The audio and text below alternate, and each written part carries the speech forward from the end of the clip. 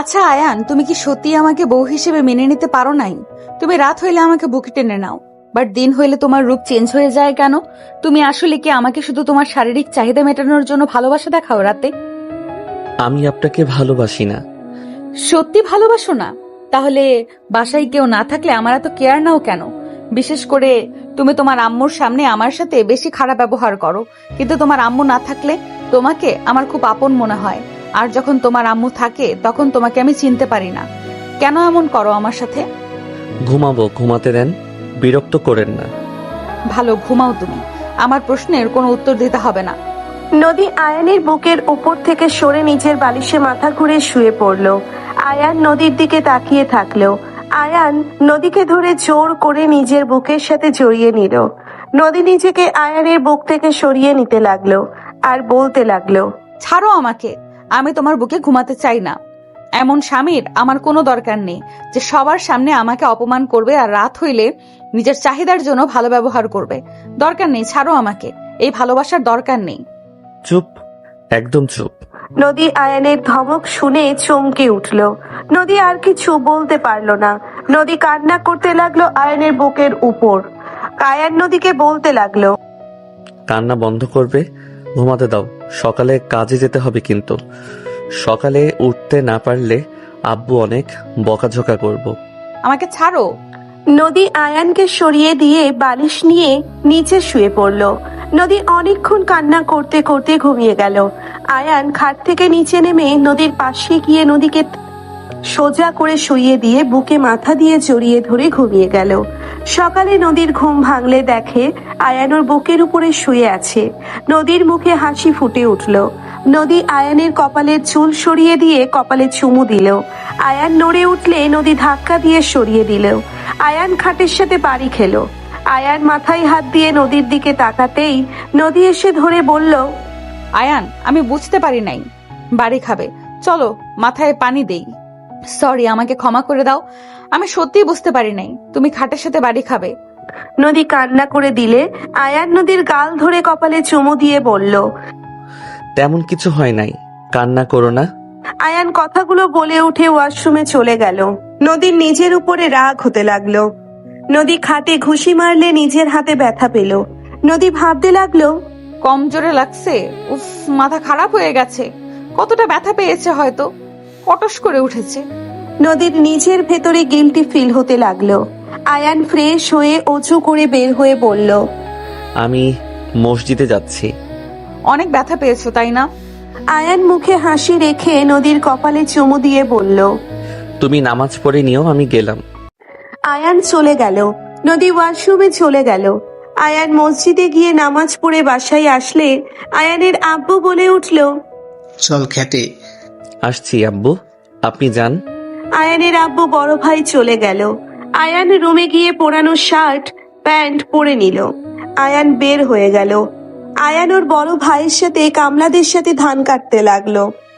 আয়ানের আব্বু গাছের নিচে চেয়ারে পায়ের উপরে পা তুলে বসে থেকে পান খেতে লাগলো আর ধান কাটা দেখতে লাগলো।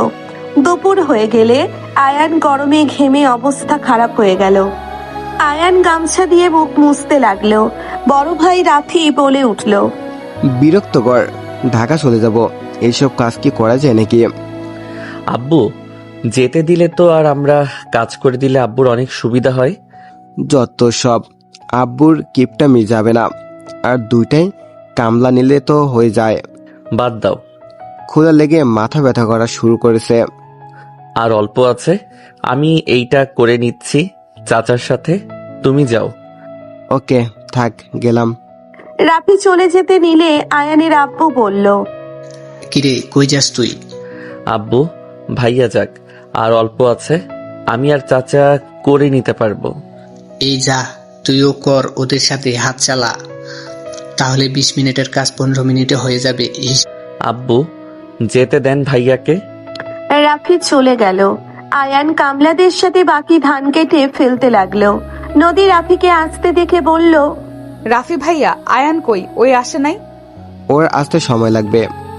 রাফি, এসেছোস? যা ফ্রেশ হয়ে আয়। বৌমা, রাফিকে খেতে দাও। আহারে সোনা আমার, কতবার বললাম রাফিকে নিয়ে যাও, না, শুনলো না। যা বাপ আমার। আয়ানের আম্মু রাফির মুখ মুছে দিতে লাগলো আঁচল দিয়ে। নদী বলে উঠল, আম্মু আয়নের জন্য খাবার নিয়ে যাই। ওই তো রাতেও কিছু খায় নাই, সকালেও কিছু খায় নাই। ওই চলে আসবে, ওর না খেয়ে থাকার অভ্যাস আছে। এখন যাওয়া লাগবে না, নিজের কাজ করো। তোমার শ্বশুর দেখলে রেগে যাবে। নদী আর কিছু বলতে পারলো না। নদীর মনটা অনেক খারাপ হতে লাগলো। নদী রুমে চলে গেল। রাফি গোসল করে আসলে রূপা রাফিকে খাবার দিতে লাগলো। রাফি বলে উঠল, তুমি খাইছো? হ্যাঁ, তুমি খাও। ওকে। রাফি খাবার খেতে লাগলো কারেন্ট গেলে। আয়ানের আম্মু রাফিকে বাতাস করতে লাগলো হাত পাখা দিয়ে। ওইদিকে নদী বারান্দায় বসে থেকে আয়ানের অপেক্ষা করতে লাগলো। 2 ঘন্টা পর আয়ান বাসায় আসলে রুমে ঢুকে বলল, নদী, আয়ানের কণ্ঠ শুনে নদীর বুকে ছ্যাঁত করে উঠল। নদী বারান্দা থেকে বের হয়ে দৌড়ে আয়ানের কাছে আসলো। নদী আয়ানের মুখে হাত দিয়ে বলল, কি অবস্থা হয়ে গেছে, সারা মুখ লাল হয়ে গেছে। রাফি ভাইয়া 2 ঘন্টা আগে এসেছে, তুমি এত লেট করলে কেন?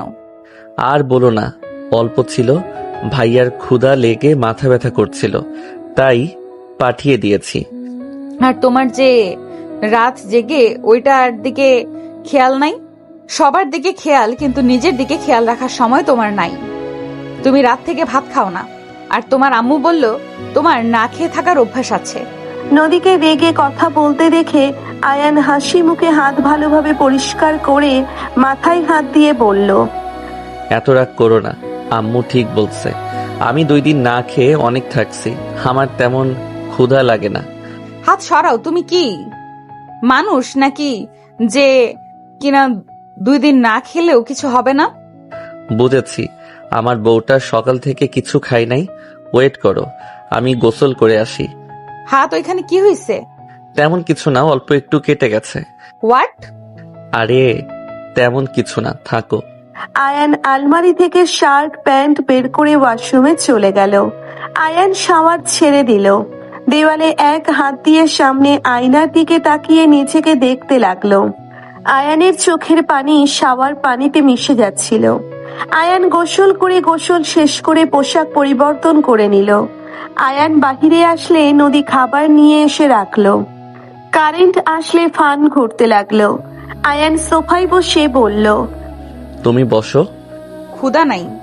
আয়ান নদীকে জোর করে বসিয়ে দিয়ে খাবারের লোকমা নদীর মুখে দিতে লাগলো। নদী বলে উঠল, ছাড়ো বলছি, আমার ক্ষুধা নাই বলছি না? রাগ কেন করো? তোমাকে তো কতবার বলছি তুমি আমার অপেক্ষা করবে না। আমি বাহিরে থাকলে কিছু একটা খেয়ে নিব। কিছু একটা কি খাইছো শুনি? আচ্ছা সরি, কান ধরছি, দয়া করে রাগ করে থেকো না, খাও। খাবো না, তুমি খাও, না হয় রেখে দাও। তোমার তো না খেয়ে থাকার অভ্যাস আছে। মাথা ব্যথা করছে, প্লিজ। তাতে আমার কি? খেয়ে নাও, রাগ করো না। কাজটা করে আসলাম, ভালো হইল, না হইলে আবার ওইটুকুর জন্য আগামীকাল যেতে হইতো। ভালো করেছেন, আরো তো আছে, আজকে কেটে ফেলতে পারতেন। আচ্ছা পরে কাটবো, এখন তুমি খাও, হা করো তো। কইলাম না খাবো না। আয়ান নদীকে ধমক দিয়ে বলল, খাও বলছে, অতিরিক্ত কথা বলো। হ্যাঁ, সব তো খালি আমার উপরে দেখাবে। অন্যায় হইলেও তো কাউকে কিচ্ছু বলবে না। আমি একটু কিছু করলে আমার সব দোষ হয়ে যায়। আমি যা পরের মেয়ে, তার উপরে আবার বয়সে বড়।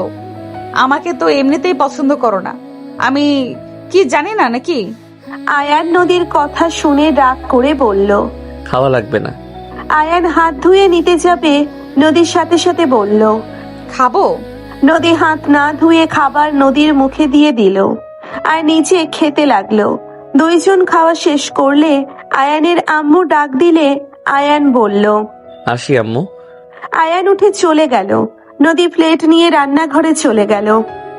আয়ানের আম্মু বলে উঠল, আজান, এই লিস্ট অনুযায়ী বাজার করে নিয়ে আয়। তোর বড় খালা আসবে, তোর বিয়ের ভিতরে তো আসতে পারে নাই, অনেকদিন পর আসবে, সব নিয়ে আয় যা। আম্মু একটু রেস্ট নিয়ে যাক, কেবল তো খাইলাম। নদীর কথা শুনে আয়ানের আম্মু রাগী লুক নিয়ে তাকালে আয়ান নদীর দিকে তাকিয়ে বলল, চুপ করো, তুমি যাও এখান থেকে। নদীর আগে চলে গেল। আয়ানের আম্মু বলল, এই মেয়েকে বিয়ে করে আমার সাথে ঝামেলা করার জন্য নিয়ে এসছিস বাপ বেটা, তাই না? বেয়াদব একটা মেয়েকে নিয়ে এসছস, ফালতু মেয়ে একটা। আম্মু আমাকে যা বলার বলেন, আমার ওয়াইফের নামে কোনো কথা আমি শুনতে চাই না। আয়ানের আম্মু রেগে সজোরে গালে থাপ্পড় মেরে দিল। আয়ান কিছু না বলে ব্যাগ আর লিস্ট নিয়ে চলে গেল। 2 ঘন্টা পর বাজার করে সব নিয়ে এসেছে। রান্নাঘরে এসে সব রেখে আয়ান বসার ঘরে গেলে আয়ান ওর আম্মুর কাছে টাকা এগিয়ে দিয়ে বলল, আম্মু, এই টাকা বেঁচে গেছে। হিসাব দে। হিসাব কেন দিতে হবে? ওই কি টাকা মেরে নেওয়ার ছেলে নাকি? ওই অভ্যাস বদলাও। আপনি চুপ করেন। এই আজান, হিসাব দে। আয়ান ওর আম্মুকে হিসাব দিতে লাগলো। সব হিসাব দিলে 1 টাকা না পেয়ে বলল, 1 টাকা মিসিং। 1 টাকা কি করছস? আম্মু হয়তো কয়েন পড়ে গেছে। আয়ানের আম্মু সজোরে থাপ্পড় মেরে দিয়ে বলল, 1 টাকায় রাখতে পারোস না? এত বড় হইছস আর টাকা সামলাতে পারোস না? আয়ান মাথা নিচের দিকে করে থাকলো। নদী রাগে হাত মুঠো করে ফেললো। আয়ান নদীর দিকে চোখ গেলে নদী রাগে কটমট করতে লাগলো। কলিং বেল বেজে উঠলে আয়ানের আম্মু বলে উঠল। বেয়াদব একটা। আয়ানের আম্মু চলে গেল দরজা খুলে দিতে। দেখে আয়ানের খালাতো ভাই বোন এসেছে। আয়ানের আম্মু খুশি হয়ে সবার সাথে কুশল বিনিময় করে ভেতরে আসলো। আয়ানের খালাতো বোন তুলি এসে আয়ানকে জড়িয়ে ধরলো। আয়ান চমকে উঠলো। আয়ান তুলিকে সরিয়ে দিতে লাগলো আর বলতে লাগলো, তুলি ছাড়ো, কি করছো? আরে অনেকদিন পর দেখা, তুমি কি একবারও আমাকে মিস করো নাই? তুলি ছাড়ো তো। আয়ান ধাক্কা দিয়ে সরিয়ে দিল। নদীর দিকে তাকালে দেখে রাগে নদীর চোখ লাল হয়ে গেছে। আয়ানের আম্মু বলে উঠল, মেয়েটাকে এইভাবে ধাক্কা কেন দিলি? আর একটু হলেই পড়ে যেত না? আম্মু, আমরা বড় হয়ে গেছি, আগের মতো এখন না। হ্যাঁ, অনেক বড় হয়ে গেছস। যথেষ্ট। আফা, ওই আমার বড় বৌমা রূপা। আসসালামু আলাইকুম খালামণি, কেমন আছেন? আপনার কথা আম্মুর মুখে অনেক শুনেছি, আপনাকে দেখার খুব ইচ্ছে ছিল। রূপা খালার কাছে গেলে খালা রূপার মাথায় হাত দিয়ে সালামের উত্তর দিয়ে বলল, মাশাআল্লাহ, অনেক সুন্দর হয়েছে। নদী, এইদিকে আসো, এটা আজানের বউ। আসসালামু আলাইকুম খালামণি। ওয়ালাইকুম আসসালাম। এটাই তাহলে সেই মেয়ে? এই মেয়ে, তোমাকে দেখতে তো বুড়ি বুড়ি লাগছে। তুমি কিভাবে আমার ভাগনাকে বিয়ে করলে? আমার ভাগনার বয়স 19, তোমার সাথে কি আমার ভাগনা যায়? খালার কথা শুনে নদীর চোখে পানি ছলছল করতে লাগলো। নদী মুখে হাসির রেখা টেনে কিছু বলবে, তখনই আয়ান নদীর পাশে দাঁড়িয়ে হাতে হাত রেখে বলল, খালামণি, তোমার চোখে মনে হয় সমস্যা হয়েছে। আমাদের বাজারে ভালো চোখে ডাক্তার আছে, আপনি চাইলে আমি আপনাকে নিয়ে যেতে পারি। আয়ানের কথা শুনে আয়ানের আব্বু রাফি মিটিমিটি হাসতে লাগলো। আয়ানের আম্মু খালার রাগে আয়ানের দিকে তাকালো। আয়ান হাসি দিয়ে বলল, খালামণি, যখন যান আমাকে বলেন। তাহলে এই ছেলেটাকে তো এই মেয়েটা এত বেয়াদব বানিয়েছে। আমাদের ভদ্র নম্র শান্ত ছেলেকে এমন বেয়াদব বানিয়েছে, তুই কিছু বলিস না? কি করব আফা বলো, ভাগ্য খারাপ হলে যা হয়। বাহিরে মানুষের সামনেই মুখ দেখাতে লজ্জা লাগে। কতজন ট্রোল করে, সব কিছু শুনে না শোনার ভান করে আসতে হয়। দুলা ভাই, আপনার খেয়ে কাজ নাই? আমাদের এত ছোট ছেলেটাকে এমন বুড়ি মেয়ের সাথে বিয়ে দিয়ে আসলেন।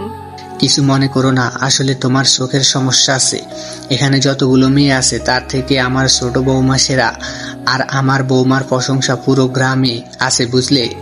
কথাগুলো বলে চলে গেল। খালা রাগে গজগজ করতে লাগলো। খালা বলে উঠল, এইভাবে তোর ছেলে আর স্বামীর কাছে অপমান করার জন্য নিয়ে এসেছস নাকি? খালামণির রাগ করেন না, বাদ দেন, চলেন রুমে চলেন। রূপা নিয়ে গেল। আয়ানের আম্মু চলে গেল। রাফি বলে উঠল, বাহ, সেই সুন্দর একটা জবাব দিয়েছস। মাথা খাওয়ার মেশিন আসলো, বউ নিয়ে ফলাবো। রাফি চলে গেল রুমে। নদী আয়ানের হাত সরিয়ে দিয়ে রুমে চলে গেল। আয়ান নদীর পিছন পিছন গেল। নদী খাটের উপরে উপুর হয়ে শুয়ে থেকে কান্না করতে লাগলো। আয়ান নদীর কাঁধে হাত দিয়ে বলল, নদী, তুমি খালামণির কথায় কিছু মনে করো না, ওনার মুখে কোনো কথাই আটকায় না। উনি তো ঠিকই বলেছে। আমি কেন তোমাকে বিয়ে করলাম? তুমি আমার 5 বছরের ছোট। আমি তোমাকে কিভাবে পারলাম বিয়ে করতে?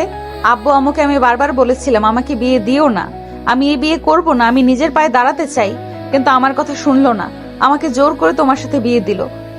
নদী, কান্না করো না প্লিজ। তুমি কান্না করলে আমার কষ্ট হয়, কেন বোঝো না? চুপ করো, আমার কষ্টে তোমার কিছু যায় আসে না, তুমি আমাকে ছেড়ে দাও। নদীর কথা শুনে আয়ানের রাগ উঠে গেল। আয়ান নদীকে থাপ্পড় মারতে হাত তুলল। আয়ান নিজের হাত শক্ত করে নিচে নামিয়ে নিল। নদী বলল, মারো, মারা বাদ কেন দিলে, মারো। আয়ানের হাত ধরতে আয়ান নদীর হাত এক ঝটকায় সরিয়ে দিয়ে বারান্দায় চলে গেল।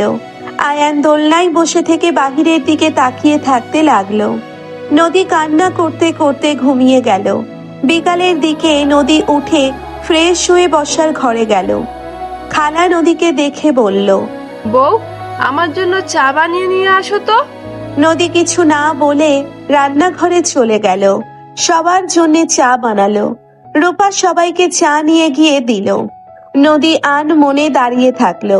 রূপা হালকা করে ধাক্কা দিয়ে বলল, এত কি ভাবো, ডাকি কানে শোনো না? জি ভাবি, কিছু বলবেন? তোমার জন্য আমার মায়া লাগে। তোমার জামাইটাও তোমাকে সহ্য করতে পারে না, আবার শ্বশুর বাড়ির একটা লোকও তোমাকে দেখতে পারে না। তোমার জায়গায় আমি থাকলে কবে চলে যেতাম। নদী কিছু বলল না। রূপা বলে উঠল, চলো দুজন রান্না বসিয়ে দেই, আম্মু আবার হুঙ্কার দিবে। নদী রূপার সাথে মিলে রান্না করতে লাগলো। রূপা নানা ধরনের চিন্তা নদীর মাথায় দিতে লাগলো। নদী রাগে ফুঁসতে লাগলো আর ভাবতে লাগলো, ঠিক, এখানে আমি কেন এভাবে পড়ে থাকবো? একটা কাপুরুষকে বিয়ে করেছি, এত অপমান এত অবহেলা পাওয়ার পর কাউকে কিছু বলে না, লজ্জা শরম বলে তো কিছুই নাই। আমি এত বকাঝকা করি, তারপর মুখে মুখে হাসি রাখে। বোকা কোথাকার, এমন ছেলের সাথে সংসার হয় না। নদী নানা চিন্তা করতে লাগলো আর রান্না করতে লাগলো। আনমনে রান্না করতে লাগলো। রাতের দিকে সবাই খেতে বসলো। হঠাৎ করে ভাজি মুখে দিতেই খালা সব উগলে দিয়ে বলল, ছি, এটা কি রান্না করেছো? এটা রান্না নাকি লবণে পোড়া? আমাকে কি মেরে ফেলতে চাও নাকি? খালামণি, আমি বুঝতে পারি নাই এত লবণ হয়ে যাবে। আফা, অন্যটা নিয়ে খাও, ওর এমনিতে রান্না ভালোই, খারাপ না। মাঝে মাঝে মানুষের ভুল হয়ে যেতে পারে। তুই সব নষ্টের মূল। বউদের তো ছাড় দেওয়া লাগে না। খালামণি, এটা দিয়ে খান। খালা সবকিছু অল্প অল্প করে নিতে লাগলো। সব খাবারের ভেতরে সমস্যা। খালা রেগে হাত ধুয়ে বলল, আসলে তোর ছেলের বউ সব ইচ্ছে করে করছে, আমাকে মারার জন্য। আমার পছন্দের খাবারে এত ঝাল দিয়েছে, সবকিছু ইচ্ছে করে দিয়েছে। আমি বুড়ি বলেছি, তাই প্রতিশোধ নিচ্ছে। নদী, তুমি এসব কি রান্না করছো? তুমি খালামণির উপরে প্রতিশোধ নেওয়ার জন্য এমন করছো? আয়ান, ভুল বুঝছো, আমি ইচ্ছে করে করি নাই। Just shut up. তুমি এসব ইচ্ছে করে না করলে সব খাবারে কেন ঝামেলা হবে? তুমি এসব ইচ্ছে করে করছো। নদী সহ্য করতে না পেরে রাগে চিল্লাইয়া বলল, হ্যাঁ, আমি ইচ্ছে করে করেছি, তোমার কোনো সমস্যা? আয়ান রাগে নদীকে থাপ্পড় মেরে দিলে সবাই চুপ হয়ে গেল। নদী গালে হাত দিয়ে কান্না মাখা চোখে আয়ানের দিকে তাকালো। আয়ানের নিজের হাত কাঁপতে লাগলো। আয়ান কিছু বলতে যাবে, সাথে সাথে নদী চেয়ার ফেলে দিয়ে চলে গেল। আয়ান চেয়ারে বসে পড়ল। আয়ানের আব্বু বলল, এইভাবে সবার সামনে বৌমাকে থাপ্পড় না মারলেও পারতি। আর আমার মনে হয় না ইচ্ছে করে এইসব করেছে নদী। প্রথম থেকেই বলেছিল ওই ইচ্ছে করে কিছু করে নাই। আর বড় বৌমা, তুমি তো এখানেই ছিলে, তুমি তো রান্না টেস্ট করে দেখো জাল লবণ। আব্বু, আমার আজকে মুড ছিল না, তাই আমি আজ টেস্ট করি নাই। করলে তো সব ঠিক হয়ে যেত, সব আমার দোষ।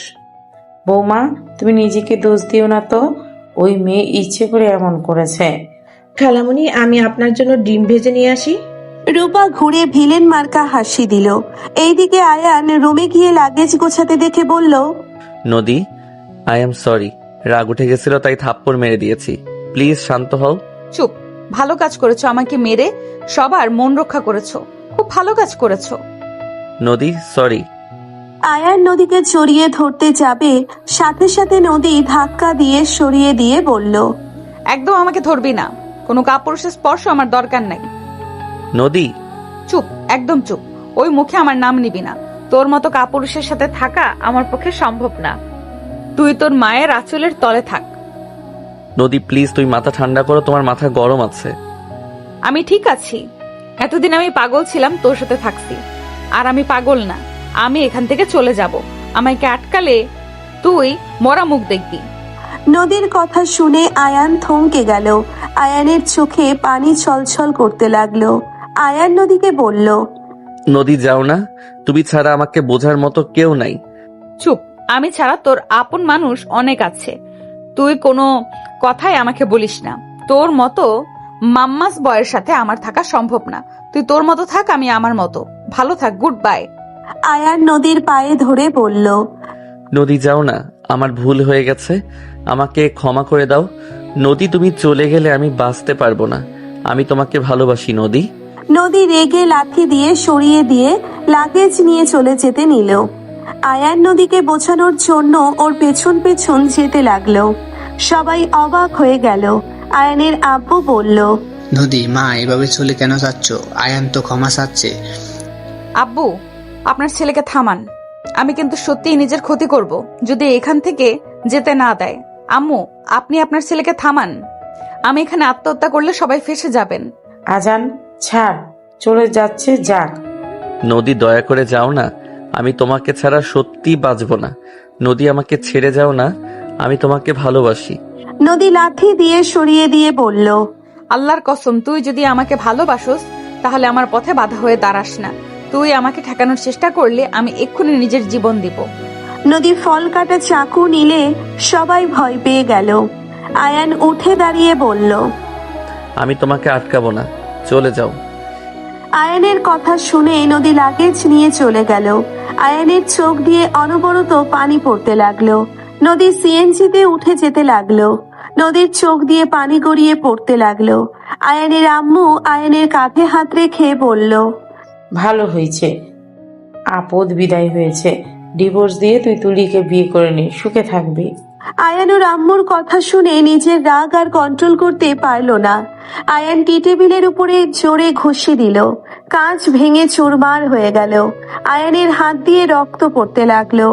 আয়ানুর আম্মুর দিকে তাকিয়ে চিৎকার দিয়ে বলল, নিজেদের স্বার্থে আমাকে জন্ম দিয়ে কেন আমার লাইফটা জাহান্নাম বানিয়ে দিলেন?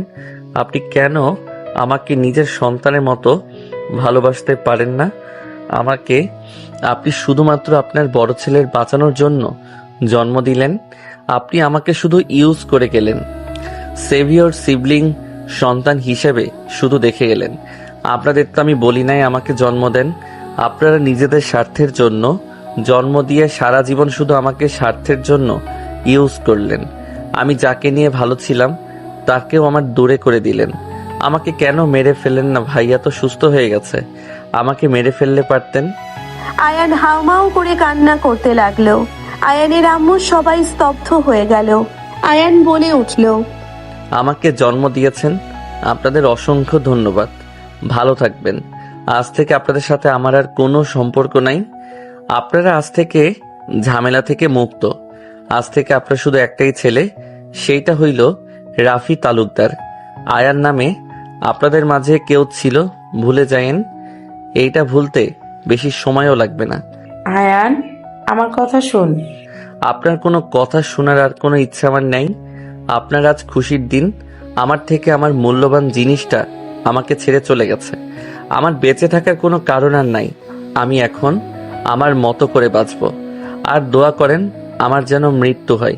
আল্লাহ তাআলা যদি আত্মহত্যা নিষেধ না দিত তাহলে কবে আপনাদের মুক্তি দিয়ে দিতাম। আয়ান কথাগুলো বলে বের হয়ে গেল। আয়ানের আম্মু রাফি থামাতে গেলে আয়ান ধাক্কা দিয়ে সরিয়ে দিয়ে চলে গেল। আয়ানের আব্বুর দিকে তাকালো। আয়ানের আম্মু এসে বলল, এভাবে বসে কেন আছো? কে আটকাও না। না মানে? আয়ানের আব্বু রেগে থাপ্পড় মেরে দিয়ে বলল, তোর গালে যদি আগেই থাপ্পড় মারতাম তাহলে আজ আমার ছেলেকে এইভাবে চলে যেতে হইতো না। তুই মা নামে কলঙ্ক। এক সন্তানের জন্য আরেক সন্তানকে মানুষ হিসেবে ভাবতে পারস নাই। আজ গেছে ভালো করেছে, তোরা কেন যে চোখের পানি ফেলছস সেটাই ভালো করে জানি। বিনা বেতনে কাজ করার কাজের লোক গেল দেখে তোদের লাগছে। আয়ানের আব্বু কথাগুলো বলে চলে গেল। 4 বছর পর আয়ান অফিসে বসে আছে। রাইসা এসে বলল, ম্যাম চলে এসেছে, চলেন। আর ম্যাম অনেক রাগী, সাবধানে থাকবেন, যা বলে তাই শোনেন। কাজে কোনো ভুল করেনি না, উনি কাজের ভুল মেনে নিতে পারে না। আমি চেষ্টা করব। আপনাকে আমি ভয় দেখাচ্ছি না। আমি শুনেছি ওনার ভয় অনেকেই চাকরি ছেড়ে দিয়েছে। অল্প ভয় লাগছে, বাট আশা করি আমি আমার দায়িত্ব পালন করতে পারবো। গুড। আপনার বেতন এই মাসে কম দেওয়া হবে, আপনার কাজ পছন্দ হলে বাড়িয়ে দিবে। জি। আয়ান রাইসার সাথে গেল। রাইসা অনুমতি নিয়ে প্রবেশ করলো। আয়ান মাথা নিচের দিকে করে সামনে গেল। রাইসা বলে উঠল, ম্যাম উনি আপনার জন্য অপেক্ষা করছিল। আসসালামু আলাইকুম ম্যাম। আয়ানের সালাম শুনে নদীর বুকের ভেতর কেঁপে উঠল। নদী ফাইল থেকে মুখ তুলে বলল, ওয়ালাইকুম সালাম। আয়ান কণ্ঠটাও শুনে সামনে তাকাতেই চমকে উঠল। নদী বলে উঠল, আপনি যান। রাইসা চলে গেল। নদী আয়ানকে বসতে ইশারা করলো। আয়ান চেয়ার টেনে বসে বলল, কেমন আছো? সরি ম্যাম, এইটা অফিস। ও সরি, আপনি তো সব কাজ বুঝে নিয়েছেন তো নাকি? জি ম্যাম। আপনাকে একটা কথা বলবো। জি ম্যাম বলেন। আপনি জব কেন করতে চাচ্ছেন? আপনাদের তো কোনো কিছুর অভাব নাই। ম্যাম আমি ব্যক্তিগত কথা বলা পছন্দ করি না। আপনার অ্যাসিস্ট্যান্ট দরকার, আমার চাকরি দরকার, তাই এখানে আমি। সরি, আপনি আজ থেকে তাহলে জয়েন হয়ে যান, আপনার জায়গা ওইখানে। নদীর কথা মতো আয়ান নিজের কাজের জায়গায় গিয়ে বসলো। নদী বলে দেওয়া মতো কাজ করতে লাগলো। আয়ান নদীর দিকে আর একবারও না তাকিয়ে কাজ করতে লাগলো। নদী আড়াই চোখে আয়ানকে দেখতে লাগলো। চোখের কোণায় পানি চলে আসলে মুছে নিজের কাজ করতে লাগলো। আয়ান কাজ শেষ করে নদীর কাছে জমা দিয়ে দিল। নদী বলে উঠল, আপনার কাজের ক্ষমতা অনেক ভালো। ধন্যবাদ ম্যাম। আয়ানকে আর একটা কাজ দিলে আয়ান নিজের কাজ করতে লাগলো। দুপুরের দিকে আয়ান কাজ শেষ করতে নদী কিছু বলবে তখনই কেবিনের ভেতরে একটাও বাচ্চা মেয়ে আম্মু আম্মু বলে ভেতরে ঢুকলো। আয়ান পিছনে ঘুরে তাকালো। আয়ানকে দেখে নদীর বোন তমা বলল, আয়ান তুমি? আসসালামু আলাইকুম আপু, কেমন আছেন? ওয়ালাইকুম আসসালাম, আলহামদুলিল্লাহ। তুমি কেমন আছো? আর তুমি এখানে? আমার নতুন অ্যাসিস্ট্যান্ট। ওই তোমার অ্যাসিস্ট্যান্ট? হুম। নদী বাচ্চাটাকে টেবিলের উপরে বসিয়ে দিলে বাচ্চাটা বলে উঠল, আম্মু আমি না তোমাকে অনেক মিস করছি। আম্মু তুমি আমাকে একবার কল কেন দাও না? তুমি জানো আমি তোমাকে কত মিস করেছি তোমাকে। সরি বাবা, তুমি তো নানুর সাথে ঘুরতে গেছিলে, তাই আমি ভাবলাম থাক, ডিস্টার্ব না করাই ভালো হবে। আমার পুচকুটাই ঘুরতে গেছে। নদীর কথা শুনে মেয়েটা হাসি দিয়ে বলল, আম্মু আমি তো তোমার কলে ডিস্টার্ব হই না। সরি বাবা, আর এমন হবে না, একটু কাজে ব্যস্ত আছি। নদীর কথা শুনে মেয়েটা নদীর মাথায় হাত দিয়ে বলল, অনেক কষ্ট হচ্ছে তোমার আম্মু, তুমি কষ্ট পাও না, তোমার মাথায় আদর করে দিচ্ছি। আয়ান অবাক হয়ে গেল। আয়ান বলে উঠল, এই বাচ্চা কার? আপুর। উনি বিয়ে করছে? তমা কিছু বলতে যাবে সাথে সাথে নদী থামিয়ে দিয়ে বলল, মাশাআল্লাহ, আমি কি বাবুটাকে কোলে নিতে পারবো? আর আমি তো আপনাকে ডিভোর্স দেই নাই, আপনি আরেকটা বিয়ে কিভাবে করলেন? আপনি তো আমাকে বলতে পারতেন, তাহলে আমি ডিভোর্স দিয়ে দিতাম। ওইটা কোনো ব্যাপার না, এখন চাইলে দেওয়া যাবে। আপনারা তো জিনা করছেন। জ্ঞান কম দেন। আয়ান আর কিছু বলল না। আয়ান বাবুটার দিকে তাকিয়ে থাকলে তমা বলে উঠল, আম্মু এই আঙ্কেলের সাথে পরিচয় হও। নদী মেয়েটাকে নামিয়ে দিলে মেয়েটা আয়ানের সামনে গিয়ে বলল, আসসালামু আলাইকুম আঙ্কেল, আমি আয়রা। আয়রা হাত বাড়িয়ে দিলে আয়ান খুশি হয়ে আয়রার হাতে চুমু দিয়ে বলল, ওয়ালাইকুম আসসালাম, আমি আয়ান। আয়রা আয়ানের কথা শুনে বলল, আপনার নামটা অনেক সুন্দর। আয়ান আয়রাকে কোলে তুলে নিয়ে পায়ের উপরে বসিয়ে দিয়ে বলল, আপনার নামটা অনেক সুন্দর, আপনি জানেন আমার নাম আর আপনার নামের মিল আছে? আয়ানের কথা শুনে আয়রা অবাক হয়ে তাকিয়ে বলে। কিভাবে? আয়ান হেসে বলল। আমার প্রথম অক্ষর আয়, তোমারও আছে আয়। দুইজন কথা বলতে লাগলো। নদী তমা দুইজনকে দেখতে লাগলো। নদী খাবার প্লেটে বেড়ে বলল। আয়রা আসো, খেয়ে নিবে। আপু তুমি খাও, আজ সেই অনেক কিছু খেয়েছে। আম্মু জোর করে খাওয়াতে গেলে বমি করছে। বাহিরের খাবার খাওয়াতে না করেছিলাম। তোমার মেয়ে শোনে নাকি? আয়রা বাসায় চলে যায়। থাক না, আয়রা অফিস ছুটি হইলে ম্যামের সাথে চলে যাবে। না, বাসায় নিয়ে যায়। ওই অনেক দুষ্টু, ওকে সামলানো যাবে না। রেখে যাও না, আমি সামলে নিব। না, ওই যাক, ওর আব্বু এসে না পেলে রাগারাগি করবে। ও আয়রা বলে উঠল। আমার আব্বু কে আম্মু? আয়রার কথা শুনে তমা তাড়াতাড়ি করে ওকে নিয়ে চলে গেল। আয়ান নদীর দিকে তাকিয়ে বলল। আয়রা কি বলল? ওই মাঝে মাঝে উল্টোপাল্টা কথা বলে। ও খাবার খেয়ে নেন। সমস্যা নাই। আমার ক্ষুধা নাই, আমার না খেয়ে থাকার অভ্যাস আছে। এই তো বলবেন নাকি? ওই আর কি। ক্যান্টিনে যান, খাবার খেয়ে আসেন, এখানে একবেলা খাবার ফ্রি। ও যান। সমস্যা নাই, আমি খাবার নিয়ে এসেছি। আয়ান ব্যাগ থেকে টিফিন বক্স বের করে খাবার খেতে লাগলো। নদী অবাক হয়ে বলল। আপনি তো ডিম ভাজি পছন্দ করেন না, আপনাকে ডিম ভাজি দিয়ে ভাত কে দিয়েছে? আমি সব পছন্দ করি। নদী উঠে ওর প্লেটের খাবার আয়ানকে দিয়ে ওর টিফিন নিয়ে বলল। আপনি এটা খান। ম্যাম আমার টিফিন বক্স দেন, আমি এসব খাই না। ডিম ভাজি আমার পছন্দের খাবার। চুপচাপ খাও। আয়ান উঠে নদীর হাত থেকে টান দিয়ে টিফিন বক্স নিতে নদী হাতে ব্যথায় আহ বলে উঠল। আয়ান তাড়াতাড়ি করে হাত ধরে বলল। আপনাকে বললাম যে আমার টিফিন বক্স দেন, শুধু শুধু হাতে ব্যথা পেলেন। হাত ছাড়েন। ও সরি, আপনি তো অন্য কারো ওয়াইফ। আয়ান হাত সরিয়ে টিফিন বক্সের খাবার খেতে লাগলো। নদী খাবার না খেয়ে প্লেটের খাবার সব ডাস্টবিনে ফেলে দিল। আয়ান বলে উঠল। খাওয়া বাদ দিয়ে এটা কি করলেন? ক্ষুধা নাই।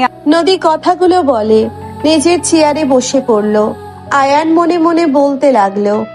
আগের মতো ব্যবহার করার মানে বুঝলাম না। নদী কাজ করতে লাগলো। আয়ান বলে উঠল। ম্যাম না খেয়ে থাকবেন নাকি? আপনি খান, আমার দিকে তাকানোর দরকার নেই। আপনি এইটা খান না, আপনি এইটা খান। না খেয়ে কাজ করলে উল্টাপাল্টা করবেন। না খেয়ে অভ্যাস আছে, কেউ আমাকে শিখিয়েছিল না খেয়ে থাকা। দেখেন খেয়ে নেন, আপনার উপরে জোর খাটানোর অধিকার তো আর আমার নাই। আয়ান নদীর সামনে খাবারের টিফিন বক্স রেখে নিজের জায়গায় গিয়ে বসলো। নদী অনেকক্ষণ আয়ানের দিকে তাকিয়ে থাকলো। নদী কাউকে ফোন দিয়ে বিরিয়ানি অর্ডার দিয়ে দিল। কিছুক্ষণ পর বিরিয়ানি আসলে নদী আয়ানের টেবিলে দিতে ইশারা করলে লোকটা বিরিয়ানি দিয়ে চলে গেল। আয়ান নদীর দিকে তাকালে দেখে নদী ডিম ভাজি দিয়ে ভাত খাচ্ছে। আয়ান নদীর দিকে তাকিয়ে বলল। বিরিয়ানি আমি খাই না। বাজে কথা বন্ধ করেন। কে কি খায় ভালোভাবে আমার জানা আছে। আপনি অর্ধেক নেন, আমি এত খেতে পারবো না। খাবো না, এগুলো ভালো লাগছে। নদী খাওয়া শেষ করে পানি খেতে লাগলো। আয়ানের ক্ষুধা লাগলে আয়ান খেতে লাগলো। নদী আয়ানের দিকে তাকিয়ে ভাবতে লাগলো। আগের মতোই আছো, তোমার চোখে এই ঝলমলে দেখতে আমার অনেক ভালো লাগতো, যা কখনোই তুমি বোঝো নাই। তুমি সবাইকে হ্যাপি করতে গিয়ে তুমি নিজেই নিজেকে কষ্ট দিতে, যেটা আমার লাগতো। আমি তোমাকে সব সময় হাসি খুশি দেখতে চাইছি, কিন্তু তুমি কখনোই আমাকে বোঝো নাই আমি কি চাই না চাই। নদীর চোখ দিয়ে পানি গড়িয়ে আসতে নদী তাড়াতাড়ি করে চোখ মুছে নিল। আয়ান খাওয়া শেষ করলে আয়ান নদীর দিকে তাকিয়ে বলল। ধন্যবাদ ম্যাম। ওয়েলকাম। এখন ঝটপট কাজ করেন। জি ম্যাম।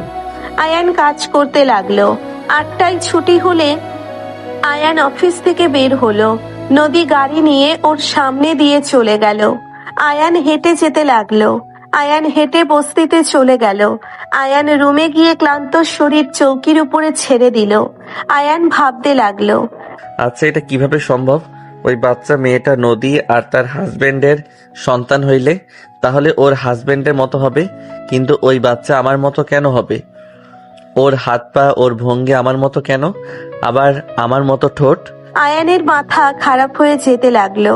আয়ান ভাবতে ভাবতে লাফ দিয়ে উঠে ফ্রেশ হয়ে পোশাক চেঞ্জ করে, টিফিন আর সব ধুয়ে রান্না তুলে দিল। রান্না শেষ করে ফ্রেশ হয়ে খেয়ে কিছুক্ষণ হাঁটাহাঁটি করে ঘুমিয়ে গেল। ওইদিকে তমা নদীকে বলতে লাগলো, আয়ানকে মিথ্যা কেন বলবে? আয়রা তো আয়ানের মেয়ে, তুমি ওকে মিথ্যা কেন বললে? আমি চাই না ওই জানুক আয়রা ওর সন্তান। ওই জানলে আমার সন্তান আমার থেকে কেড়ে নিবে। ওর তো অধিকার আছে মেয়ের কাছে থাকার। আপু, তুমি আয়ানকে দেখেছো? ওকে দেখে পুরো মনে হচ্ছিল কবে থেকে খায় না। ওর ফ্যামিলি আসলেই জঘন্য। ওকে দিয়ে চাকরি করতে দিয়েছে, এত সম্প্রীতি খামার কি নাই ওদের? কোনো কিছুর কি কমতি আছে যে আবার জব করতে পাঠাতে হবে? জানোস ওই আজ কি নিয়ে এসেছিল খাওয়ার জন্য? কি? ডিম ভাজি, যেটা দেখলে ওই বমি করে দিত। ডিম সহ্য করতে পারতো না। আর সেই ছেলে কিনা ডিম নিয়ে এসেছিল। তোর শ্বশুর একবার কল দিয়েছিল তো আম্মু পাগলামি করে কল কেটে দিয়েছিল আর ব্লক লিস্টে ফেলে দিয়েছে নাম্বার। উনি একবার বলছিল আয়ান কি আমাদের বাসায় গেছে নাকি। থাক, ফ্রেশ হবাদ দে। তমা চলে গেল। নদী গোসল করে নিল। সকালে আয়ানের ঘুম ভাঙলে আয়ান ফ্রেশ হয়ে অজু করে মসজিদে চলে গেল নামাজ পড়তে। নামাজ পড়া শেষ করে বাসায় এসে সবকিছু গুছিয়ে নিল। রান্না করে টিফিন বক্সে ভরে তাড়াতাড়ি করে রেডি হয়ে অফিসের দিকে রওনা দিল। আয়ান তাড়াতাড়ি করে অফিসে চলে গেল। অফিসের ভিতরে গিয়ে আয়ান নদীর চেয়ারের দিকে তাকিয়ে দেখে নদী আসে নাই। আয়ান নিজের চেয়ারে বসে সিইওর মিটিং, অ্যাপয়েন্টমেন্ট ও সময়সূচি পরিচালনা করতে লাগলো। নদী আসলে আয়ান বলে উঠল, আসসালামু আলাইকুম ম্যাম। ওয়ালাইকুম সালাম। তুমি কি মিটিং এর ব্যবস্থা করছো? ম্যাম, 11টায় দিয়েছি, ক্লায়েন্ট মিটিং আছে। ওকে, গুড। জি। আয়ান ফাইলগুলো রেডি করতে লাগলো। 10:45 দুজন বের হয়ে গেল। আয়ান ড্রাইভারের কাছে গিয়ে বসলো। নদী আয়ানকে আয়নাতে দেখতে লাগলো। মিটিং চলে গেলে আয়ানের হাতে ফোন দিয়ে চলে গেল। আয়ান ভিতরে গিয়ে এক সাইডে দাঁড়িয়ে থাকলো। নদী মিটিং সবার সাথে কথা বলতে লাগলো আর কাজগুলো এক্সপ্লেন করতে লাগলো। নদীর দিকে আয়ান দেখতে লাগলো। আয়ান চোখ সরিয়ে নিল। নদীর ফোনে ফোন আসলে আয়ান বাহিরে গিয়ে কল রিসিভ করে বলল, আসসালামু আলাইকুম, কে বলছেন? ম্যাম এখন ব্যস্ত আছে। আয়ানের কথা শুনে ওই পাশ থেকে বলে, ওয়ালাইকুম সালাম বন্ধু, আমি আয়রা। আয়ান আয়রার কথা শুনে মুখে হাসি ফুটে উঠল। আরে বন্ধু তুমি, আমি তো ভাবছি কে না কে। আয়ান বলে উঠল। আয়ান আয়রার সাথে কথা বলতে লাগলো। আয়ান হাসি মুখে আয়রার সাথে গল্প করতে লাগলো। নদী মিটিং থাকা কার্লিং আয়ান কথা বলতে বলতে হঠাৎ জিজ্ঞেস করলো, আয়রা, তোমার আব্বু কোথায় গেছে? আয়ানের কথা শুনে আয়রা বলল, আমার আব্বু তো নাই, আব্বু আমাকে ভালোবাসে না, তাই আমার আব্বু আমার কাছে আসে না। আয়ানের মুখের হাসি মলিন হয়ে গেল। আয়ান বলে উঠল, কি বলো? তোমার মতো মিষ্টি মেয়েকে রেখে কোনো বাবা কি থাকতে পারে নাকি? তোমার আব্বুর নাম কি? আর নাম্বার আছে কি? দাও, আমি বকা দিয়ে দেই। আয়ানের কথা শুনে আয়রা বলে ওঠে, নাম বলে নাই, কিন্তু আমার কাছে নাম্বার আছে। তাই মুখস্থ নাকি? আয়রা আয়ানের কথা শুনে বলে, হ্যাঁ, আমি মুখস্থ করেছি। বাবা, এতটুকু মেয়ে নাম্বার মুখস্থ করছো? আয়রা হাসি দিয়ে বলে, আমি আম্মুর নাম্বার, খালামণির নাম্বার, নানুর আর আব্বুর নাম্বার মুখস্থ করছি। বাহ বাহ, তাহলে নাম্বার বলো। আয়রার যে নাম্বার বলো। আয়ান থমকে গেল। আয়ান কাঁপা কাঁপা কণ্ঠে কিছু বলতে যাবে, সাথে সাথে নদী বের হলো। নদী তাড়াহুড়ো করে ফোন নিয়ে আয়রাকে বলল, আম্মু কল করেছো? নদী আয়রার সাথে কথা বলতে বলতে যেতে লাগলো। আয়ান নদীর পেছন পেছন যেতে লাগলো। নদী গাড়িতে উঠলো। আয়ান গাড়িতে উঠলে ড্রাইভার গাড়ি ড্রাইভ করতে লাগলো। আয়রার সাথে কথা শেষ হইল। নদী হাসি মুখে কারোর সাথে SMS করতে লাগলো। দুজন অফিসে চলে গেল। কেবিনের ভিতরে ঢুকতে আয়ান বলে উঠল, আগামীকাল থেকে আয়রাকে নিয়ে অফিসে আসবেন। কেন? আমি বলছি তাই। তুমি কে যে আমি তোমার কথা শুনবো? আমি যেই হয়ে আপনাকে নিয়ে আসতে বলছি, আপনি নিয়ে আসবেন। আয়ানের কথা শুনে নদী কিছু না বলে নিজের চেয়ারে বসে পড়ল। আয়ান নিজের কাজ করতে লাগলো। বিকেলে আরেকটা মিটিং রেখে দিল। আয়ান কাজ করতে লাগলো। নদীর কাছে গিয়ে সবকিছু বুঝিয়ে দিতে লাগলো। নদী আয়ানের দিকে তাকিয়ে থাকলো। মাউথ পিসের হাত রাখতে নদীর হাতের সাথে হাত পড়লে আয়ান হাত সরিয়ে বলল, ম্যাম হাত সরান, আমি দেখাচ্ছি। নদী হাত সরালে আয়ান দেখিয়ে দিতে লাগলো। বিকেলে মিটিং এর জন্য চলে গেল। মিটিং শেষ করে রেস্তোরাঁয় গিয়ে বসলো। আয়ানের দিকে নদী তাকিয়ে বলল, তুলে কি বিয়ে করছেন? ম্যাম আমার ব্যক্তিগত ব্যাপারে কোনো কিছু আমাকে জিজ্ঞেস করবেন না। আপনার কোনো রাইট নাই আমার ব্যাপারে কথা বলার। আয়ানের কথা শুনে নদী চুপ হয়ে গেল। খাবার আসলে দুইজন চুপচাপ খেতে লাগলো। নদী আর চোখে দেখতে লাগলো। হঠাৎ করে নদীর পাশে দুটো ছেলে বসে পড়লো। নদী হাসি মুখে বলল, কেমন আছোস তোরা? ভালো, তুই কেমন আছিস? ভালো আছি। বাসে যেতে চাইছিলাম, এখানে তোকে পেয়ে যাবো ভাবি নাই। কোনো দরকার আছে নাকি? আমার পার্টি আছে, তুই কি আসতে পারবি? না রে, সকালে চিটাগাং যাব।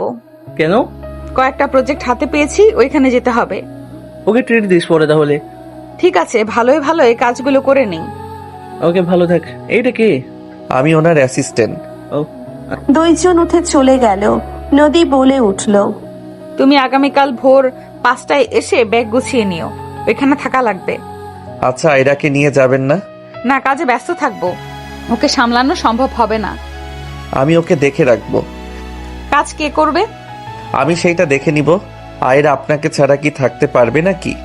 সমস্যা নাই, ওই ওর খালামণি নানুর কাছে থাকতে পারে। এইবার নিয়ে যান না, আমি বলছি তো। ওই আপনাকে জ্বালাতন করার সুযোগ আমি দিব না। নদীকে অনেক রিকোয়েস্ট করলে নদী রাজি হয়ে গেল। দুইজন খাওয়া শেষ করে গাড়িতে উঠে পড়ল।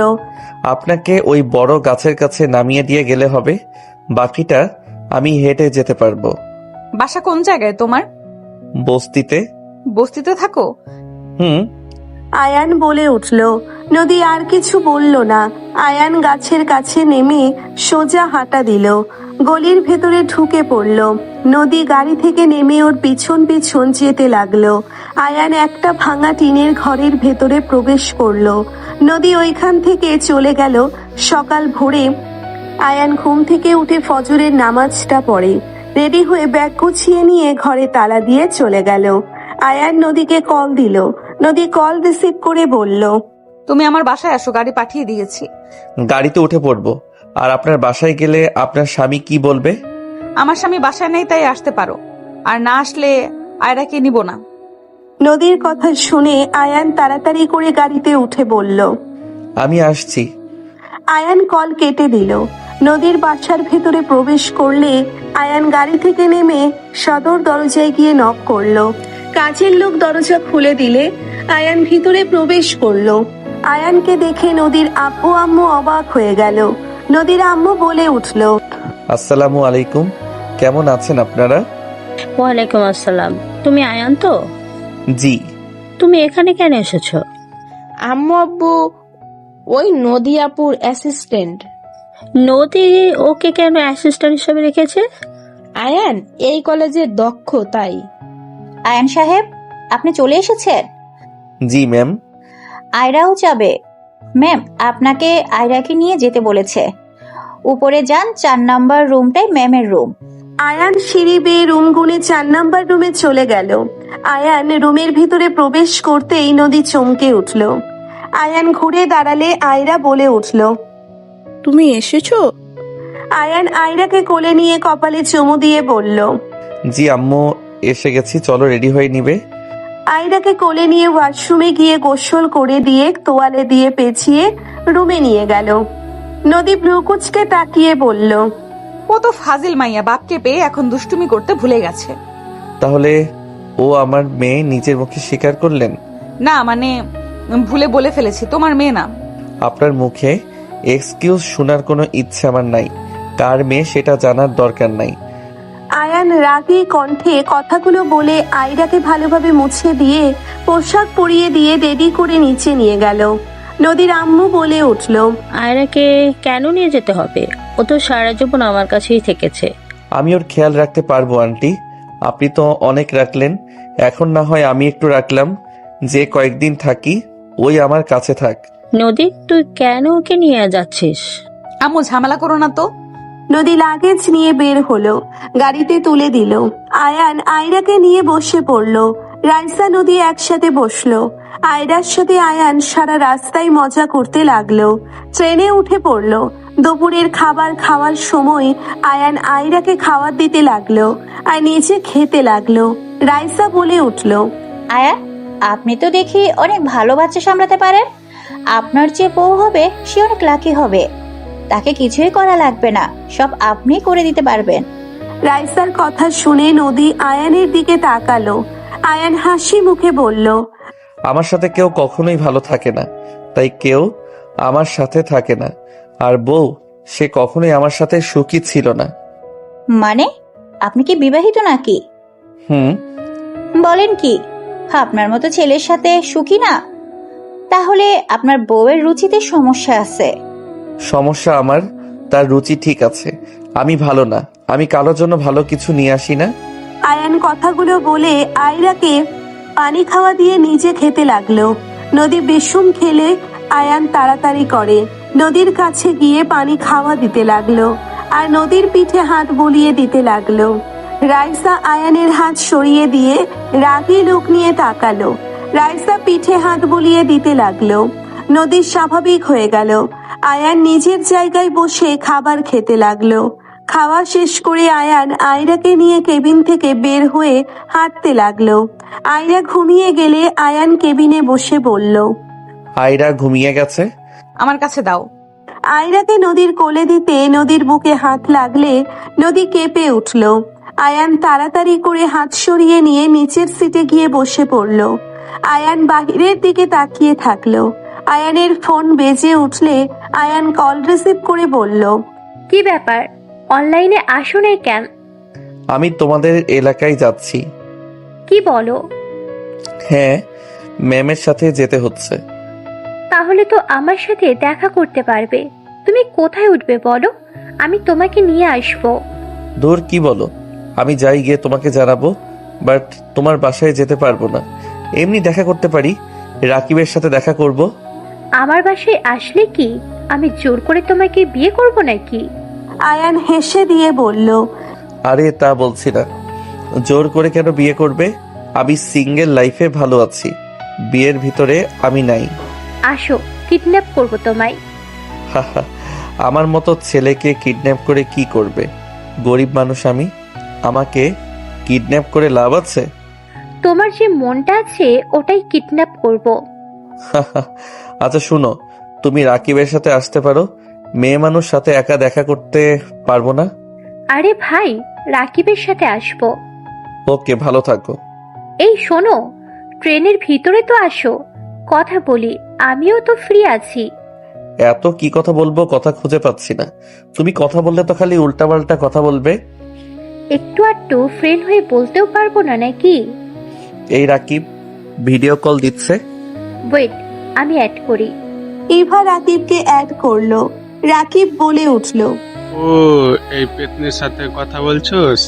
হুম। কুত্তা, আমাকে পেতনি বলবি না। পেতনিকে পেতনি বলবো না তো পরি বলবো? বলতে পারিস, আমি তো আর দেখতে খারাপ না। রাকিব আয়ান হাসতে লাগলো। নদী আয়ানের দিকে তাকিয়ে থাকলো। রাকিব বলে উঠল, যাই হোক, ইভা ওই তো আমাদের শহরে আসছে, তুই আসবে নাকি? তোদের শহরে? হ্যাঁ, ওকে বললাম আমার বাসায় থাকার জন্য, বাট ও বলে ওর বসের সাথে আসছে। ভাই, তুই যে হট, তোর বসগুলো যেন প্রেমে না পড়ে। আয়ান হকচকিয়ে গেল। আয়ান সামনের দিকে তাকিয়ে বলল, এই মুখ সামলে কথা বলো, ফালতু বকবক করলে কল কেটে দিব। লজ্জা পাইছোস? এই রাকিব, আমি তো ভেবে নিয়েছি ওর দায়িত্ব নেব। ফালতু কথা বন্ধ করো, আমি বিবাহিত, ভুলে যাস না। তোর বউকে খুঁজে ডিভোর্স দিয়ে দে, ও ওই বেটি তো বোকা, তোর মতো ছেলেকে বুঝলো না। শোন, ডিভোর্স দিয়ে আমার কাছে চলে আয়। আয়ান নদীর দিকে চোখ গেলে দেখে নদীর চোখ লাল হয়ে যাচ্ছে। আয়ান বলে উঠল, কম বল, বাই, পরে কথা হবে। দেবদাস কোথাকার, যে বউ তোকে না বুঝে তোকে ছেড়ে চলে গেল তার অপেক্ষায় থাকবি? তুই আসলে বোকা। বাই। আয়ান কল কেটে দিল। আয়ান বাহিরের দিকে তাকিয়ে থাকলে রাইসা বলল, তোমার বউ তোমাকে ছেড়ে চলে গেছে? জানি না। আয়ান কেবিন থেকে বের হয়ে হাঁটাহাঁটি করতে লাগলো। নদী মনে মনে ভাবতে লাগলো। আমি কি আসলে বোকা ছিলাম? নদী কথাগুলো ভাবতে লাগলো। ওইদিকে আয়ান হাঁটাহাঁটি করতে লাগলো আর ভাবতে লাগলো। আমার লাইফে আর কাউকে চাই না, আমার মেয়েকে নিয়ে আমি বাঁচতে চাই। আমার মেয়েকে আমি নিতে হয়তো পারবো না, কিন্তু আমি ওর আশেপাশে থাকবো। আয়ান কথাগুলো ভাবতে লাগলো। 8 ঘন্টা পর চিটাগং পৌঁছে গেল। আয়রাকে কোলে নিয়ে নিজের ব্যাগ কাঁধে নিয়ে নিল।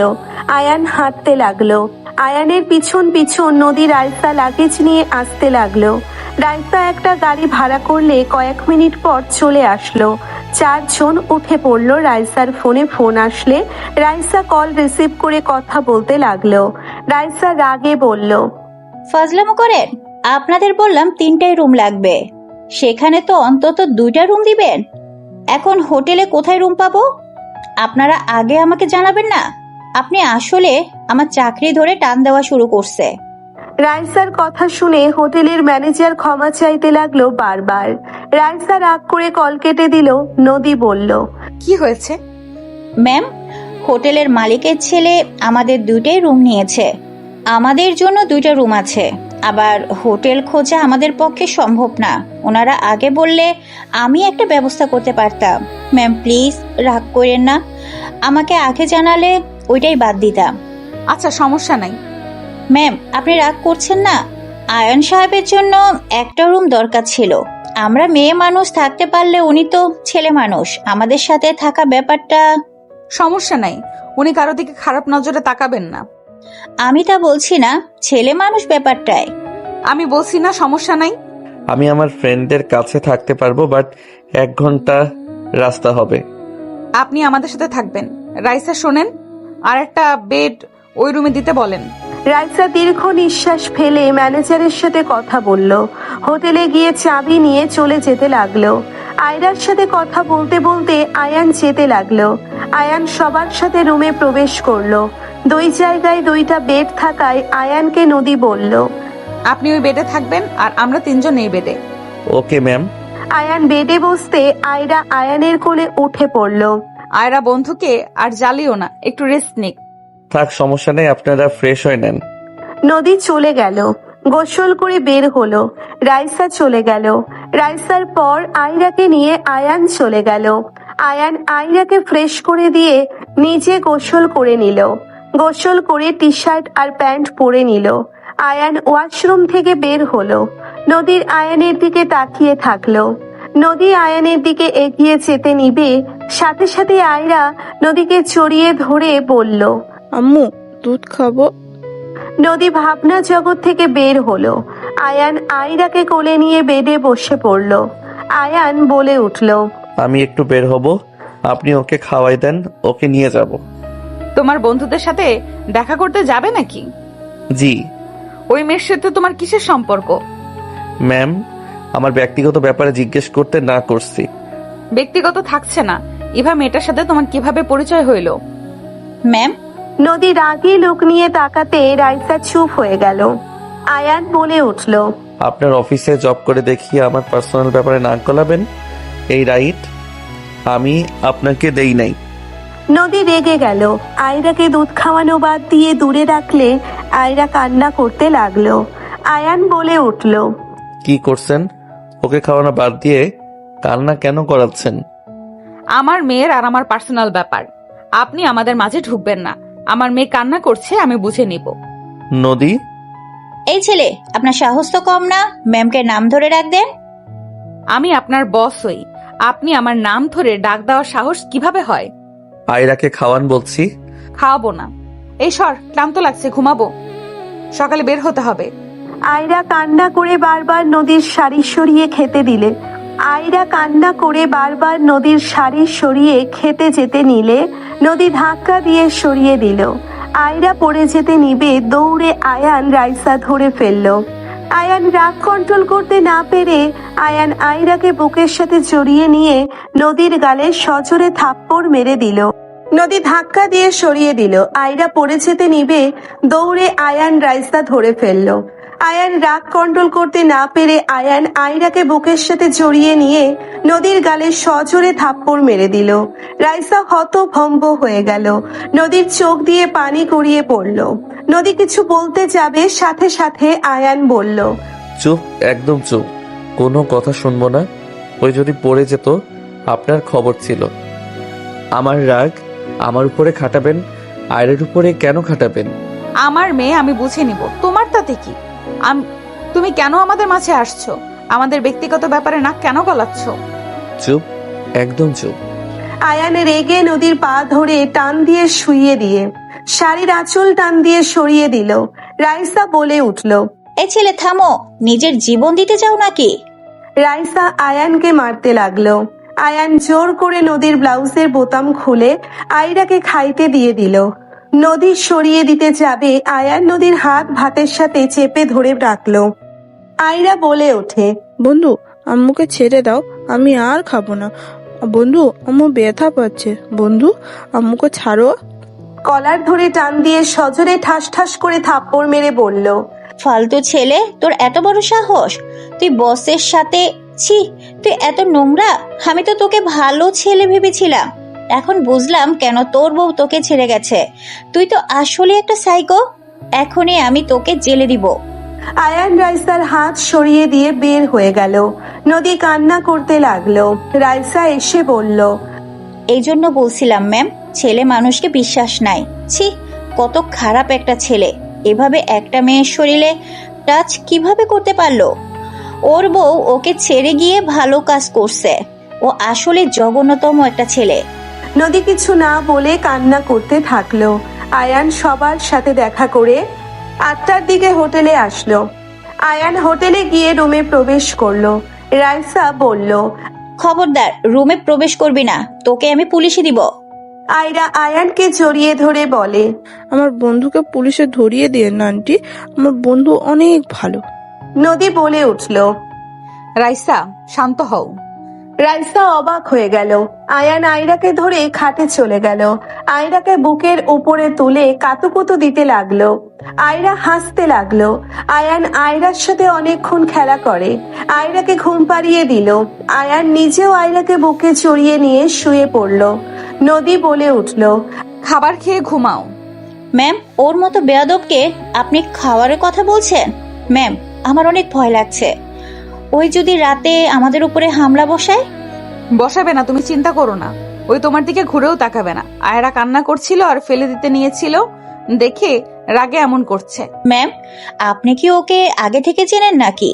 ওর এমন জঘন্য কাজ করলো আর আপনি কি না? বাদ দাও, খাও। আয়ান খাবে না নাকি? খেয়ে এসেছি, ঘুমাতে দেন, ডাক দিবেন না। আয়ান আয়রাকে জড়িয়ে ধরে ঘুরে শুয়ে থাকলো। নদী রাইসা খাবার খেয়ে কাজ করতে লাগলো। দুটোর দিকে আয়ানের শীত লাগলে নদী উঠে গিয়ে দুইজনের গায়ের উপরে কাঁথা দিল। আয়ান নদীর হাত ধরে ফেললো। নদীর হাত বুকে জড়িয়ে ধরলে রাইসা বলে ওঠে, ম্যাম লাথি মারেন, ঘুমের ঘোরে আপনার হাত ধরে আছে। নদী আস্তে আস্তে হাত ছাড়িয়ে নিয়ে চলে আসতে নিলে আয়ান ঢুকবে কান্না করে উঠল। নদী চমকে উঠল। নদী রাইসা অবাক হয়ে গেল।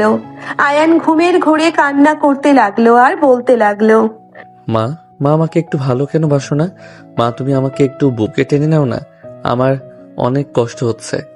আয়ানের কথা শুনে নদীর চোখ দিয়ে পানি গড়িয়ে পড়তে লাগলো।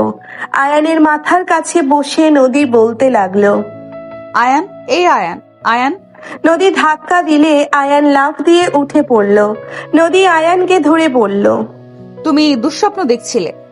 নদীকে দেখে আয়ান হাত সরিয়ে দিয়ে বলল, ম্যাম, আমার আশেপাশে আসবেন না তো আপনাদের বেডে যান, আর আমাকে স্পর্শ করবেন না। তুমি আম্মুকে মিস করলে কেন? তুমি ওই বস্তিতে থাকো, তুমি আম্মুকে ছাড়া কিচ্ছু বোঝো না, তাহলে কেন তুমি ঢাকা শহরে থাকো? আমি কাউকেই মিস করি না। আমার এই দুনিয়াতে কেউ নেই, আমি এই দুনিয়াতে একা, আমার আল্লাহ ছাড়া আমার কেউ নাই, কাউকে মিস করার প্রশ্ন আসে না।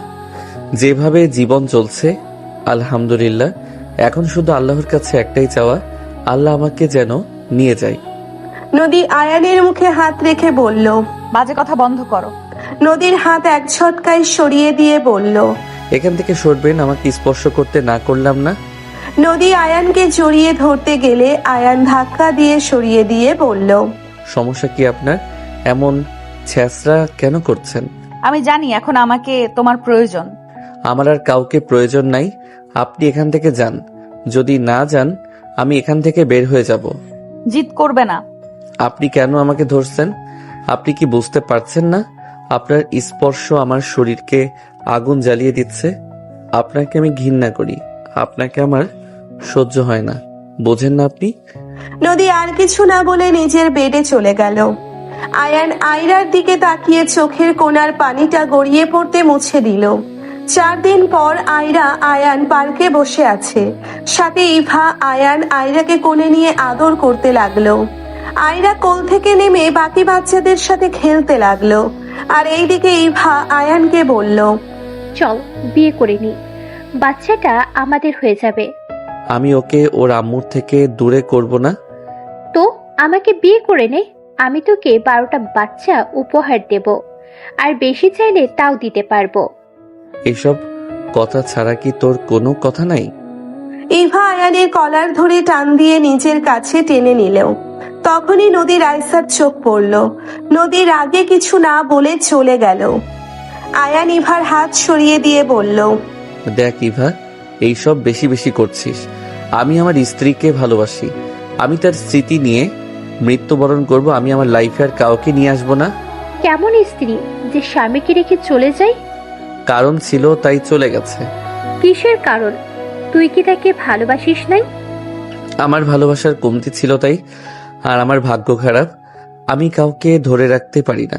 যেখানে আমি আমার জন্মদাত্রী মায়ের চোখে শুধু ছিলাম প্রয়োজন, সেখানে তো ওই মেয়েটা আমাকে নিঃস্বার্থভাবে ভালোবেসেছে। আমার অপমান সে সহ্য করতে পারতো না, তার মাথা গরম, সেই সব সহ্য করতে পারত, আমার কষ্ট তার সহ্য হইতো না।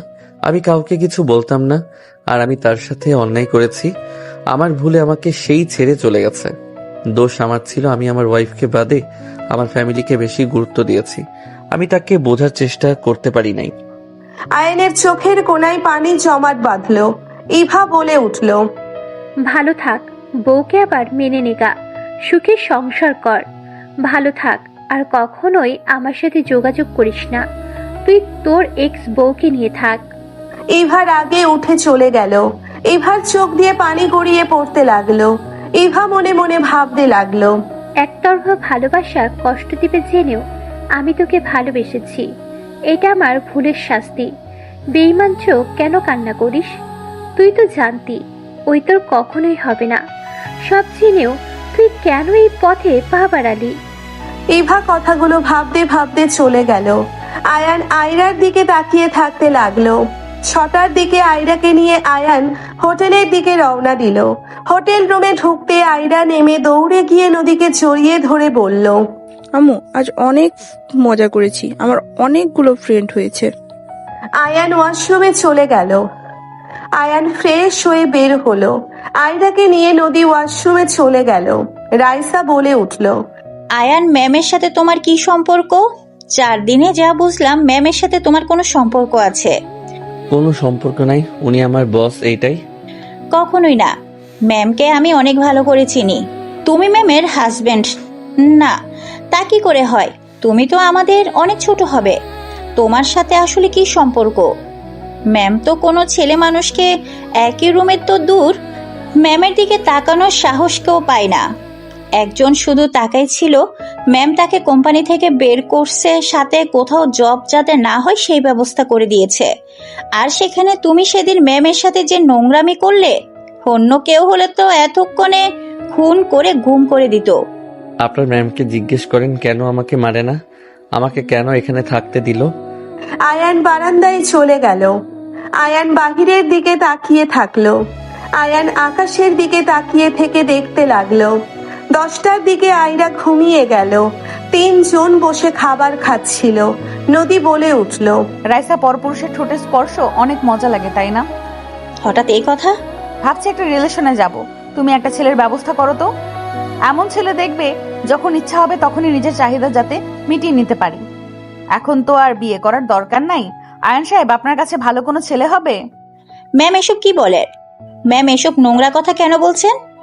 আরে নোংরা কথা কেন হবে, এখন এটা তো স্বাভাবিক ব্যাপার। তুমি একটা ভালো ছেলে দেখো, আর ছেলেটা কালো হলেও চলবে, ফর্সার দরকার নেই। ম্যাম আপনার মাথা গেছে, আপনি আবেগে আছেন। আয়ান কোনো কথা না বলে খাওয়া শেষ করে হাঁটাহাঁটি করে আয়রার পাশে শুয়ে পড়ল। আয়রা আয়ানকে জড়িয়ে ধরল ঘুমের ঘোরে।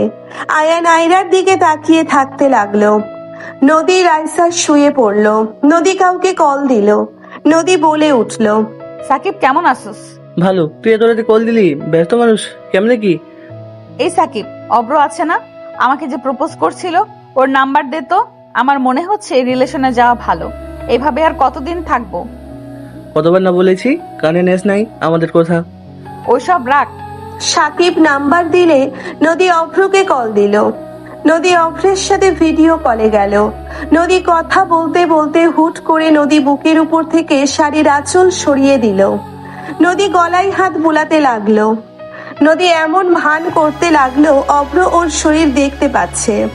আয়ান নিজেকে কন্ট্রোল করতে না পেরে উঠে নদীর হাত থেকে ফোন কেড়ে নিয়ে দেওয়ালের দিকে ছুঁড়ে মারলো। ফোনটা ভেঙে চুরমার হয়ে গেল। রাইসা লাফ দিয়ে উঠে লাইট জ্বালিয়ে বলল, এটা কি করলে? ম্যামের ফোন ভেঙে ফেললে? আমার ফোন ভেঙে ফেললে?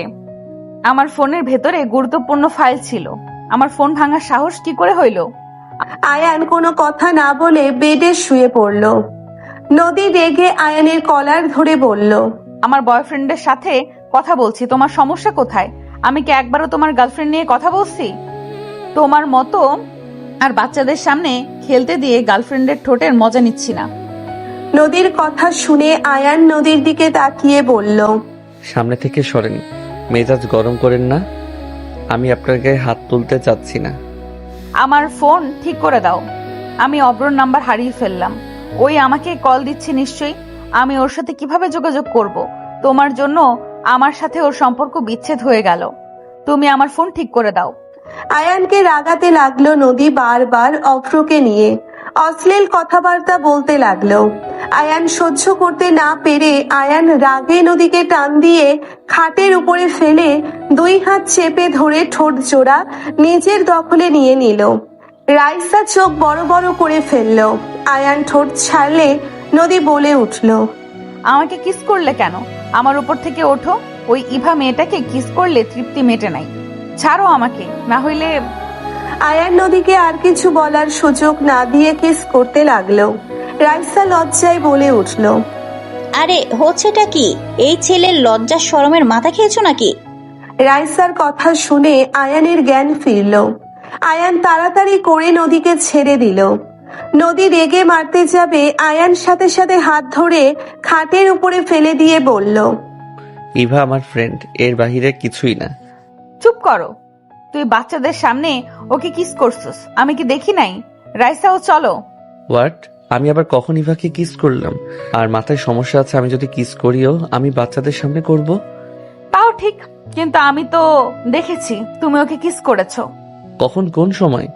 আমি রাইসা পার্কে গেছিলাম, ওখানে দেখছি আয়রা বাচ্চাদের সাথে খেলছিল, আর তুমি ওই ইভাকে কিস করছো। সাইড থেকে দেখছেন নাকি? আমরা কিছুটা দূরে ছিলাম, পেছনে।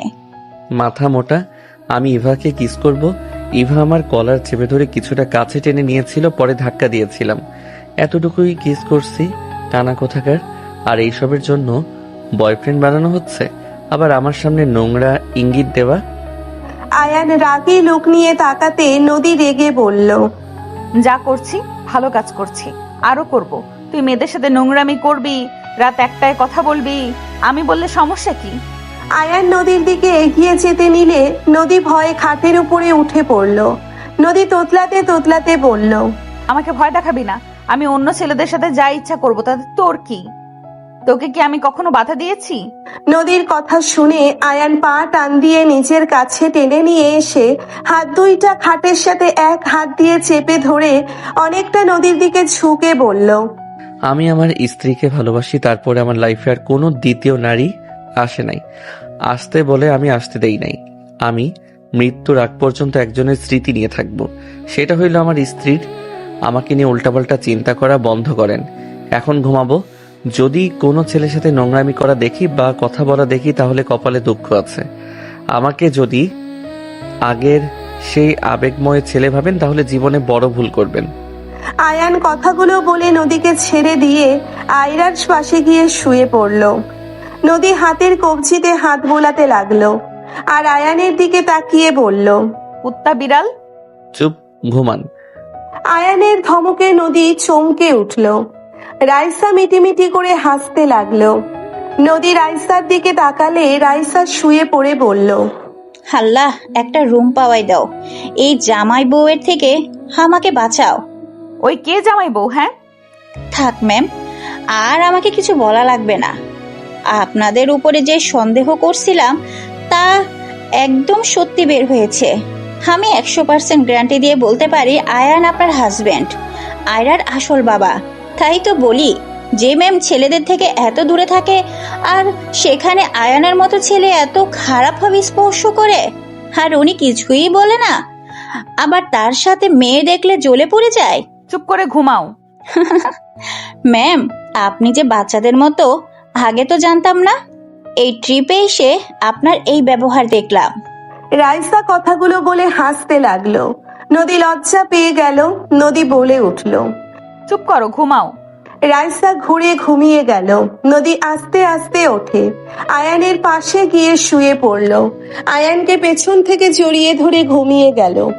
সকালে ঘুম ভাঙলে দেখে নদী ওর বুকের উপরে শুয়ে আছে। আয়ান পাশে তাকাতে দেখে রাইসা মিটিমিটি হাসছে। আয়ান নদীকে ধাক্কা দিয়ে সরিয়ে দিলে নদী হকচকিয়ে উঠে পড়ল। কি হয়েছে? এভাবে ধাক্কা দিলে কেন? এখানে নাটক কম করেন, আমার কাছে আসবেন না। আজ বাসায় চলে যাব। নাটক মানে কি? নাটক মানে কি জানেন না নাকি? আমাকে জড়িয়ে ধরে ঘুমানোর মানে কি? আমার স্বামীকে আমি জড়িয়ে ধরে ঘুমাইছি, তোমার সমস্যা কি? আমি কারো স্বামী না। যেদিন আপনি আমার বাড়ি থেকে চলে গেছেন সেই দিন থেকে আপনি আর আমার স্ত্রী না। তুমি বললেই হইল নাকি? আপনার সাথে তর্ক করার ইচ্ছে আমার নাই। আর আমি আজ আয়রাকে নিয়ে ঢাকা চলে যাব। আমরাও যাব। টিকিট কাটা হয়ে গেছে তো। আয়ান কিছু বলতে যাবে রাইসা বলে উঠল, দুলাভাই, আমাকে রেখে চলে যাবেন? আপনাদেরকে অনেক মিস করব। কি? আপনি এখানে থাকবেন নাকি? আপনার বউ আমার উপরে চাপিয়ে দিল। কানের নিচে দিব আমার বোনের মতো মিথ্যুক? রাইসা ফিক করে হেসে দিল। রাইসা বলল, মজা করলাম, আপনি রাগ কমান। আমার ম্যামের মতো এত হট বউ রেখে কেমনে অন্য বেডে ঘুমান? রাইসার কথা শুনে নদী লজ্জা পেয়ে গেল। আয়ান ভ্রুকুচকে তাকালো। আয়রা বলে উঠল, বন্ধু, হট মানে তো গরম, তাই না? আম্মু, তুমি গরম হয়ে গেছো কেন? তিনজন হেসে ফেলল। আয়ান আয়রাকে কোলে নিয়ে বলে, আপনার আম্মুর মাথা সবসময় গরম থাকে। ঠান্ডা মাথা থাকলে দুনিয়ার সব থেকে ভালো মহিলা হয়ে যায়। আর যদি একবার গরম হয় তাহলে দুনিয়ার যত রাক্ষসী আছে সব ওনার ভিতরে ভর করে। কি বললে? আমার ভেতরে রাক্ষসী ভর করে? নদী আয়ানকে মারতে যাবে। আয়ান টাল সামলাতে না পেরে পড়ে যেতে নদীও আয়ানের পায়ের সাথে বেঁধে পড়ে গেল। আয়রা দুজনের উপরে পড়ে যাওয়ার ভান করলে নদী ঘুরে আয়রার দিকে তাকিয়ে বলল, পড়ে গেছেন। আয়রা লজ্জা পেয়ে নদীর বুকে মুখ লুকিয়ে হাসতে লাগলো। আয়ান নিচে পড়ে থেকে বলল, আরে মা মেয়ে উঠো। আমি কি একটু ম্যাম আপনার উপর উঠবো? সরো, আমার জামাই মাটির নিচে চলে যাবে। আয়রা ওঠো। রাইসা হাসতে লাগলো। আয়রাকে কোলে তুলে নিলে নদী উঠে পড়ল। রেডি হন তো, বাসায় যাব। আয়ানের কথায় সবাই তাড়াতাড়ি করে রেডি হয়ে নিতে লাগলো। রেডি হয়ে আয়রাকে নদীর কাছে দিয়ে লাগেজ ব্যাগ নিয়ে গাড়িতে তুলে দিয়ে আয়রা আয়ান উঠল।